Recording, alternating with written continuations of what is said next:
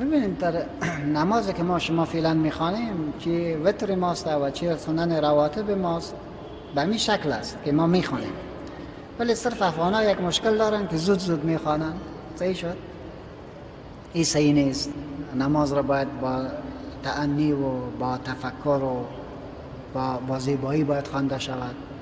زود زود نماز صحیح نیست و رسول ما صلی الله علیه و سلم مرد نماز خواند و خواست که در مجلس پیغمبر بشیند علیه الصلاة و السلام، برش فرمود قم فصلی فانک لم تصلی، بخی نماز بخوان که تو نماز نخواندی. 3 بار سرش تکرار کرد.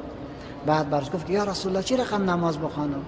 گفت وقتی که بر رکوع رفتی باید جانت آرام بگیرد، استخوانایت باید بشیند، سمع الله لمن حمیده گفتی، باز استخوانا باید در جای خود بشینه، کل اعضا باید آرام بگیرد.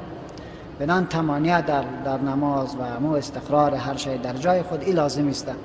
و آمدیم در رابطه به ای که قنوت را قبل رکوع بخوانیم بعد از رکوع بخوانیم، اختلاف علماست و طریقی که ما احناف داریم بهترین طریقه است. این غلط هم نیست، اشتباه هم نیست، درست است و سر کلش احادیث رسول ما صلی الله علیه و سلم داره. هیچ نوع مشکلی در این باب نیست.